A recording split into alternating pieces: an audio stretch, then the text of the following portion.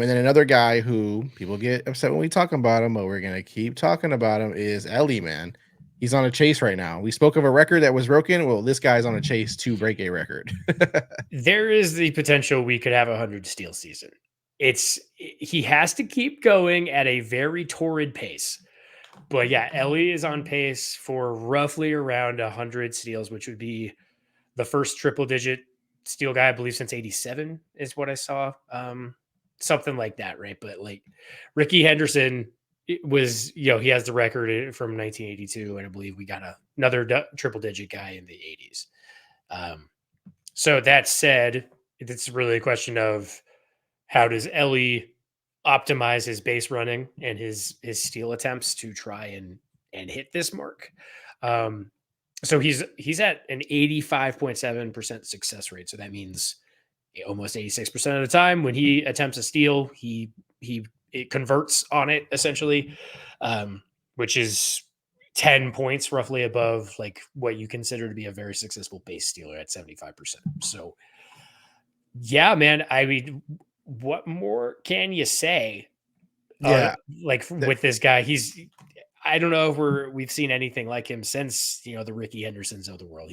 Right. He's a completely different beast of an athlete. Yeah, and I think it kind of puts it in perspective. I was looking at MLB.com. There's an article up right now about this, race that he's at, trying to get these 100 stolen bases. And it says from 2018 to 2022, no player even managed a 50 steal season. Yep. And then Marlins John Birdie was the only MLB player to steal more than 35 bases in 2022, finishing with 41.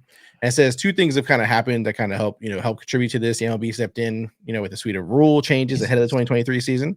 So they feel like those helped. But also, this is the league's current wave of young, ultra athletic, talent, beginning to take advantage, it says. So, I mean, that's what we talk about with all these fun shortstops, all these ultra athletic guys that are, now capable of doing this kind of stuff. So it's kind of cool that, we're kind of getting into maybe an era of players who could do this again. You know what I mean? I hope we are. And I think we're kind of correcting from the juice ball era that we had over the last half decade or so of everything was about launch angle and hitting home runs and like how do you optimize the distance you get out of your swing.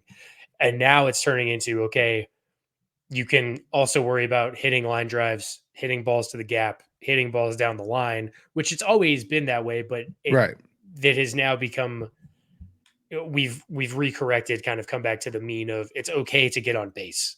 It's okay to hit singles and doubles and then make something happen after that. Right. So small ball is not dead. I will die on that hill. It is not dying. It will never die. And Elly is an example of that. That base running is back, and it's very exciting to watch. I don't think it's going to go away anytime soon.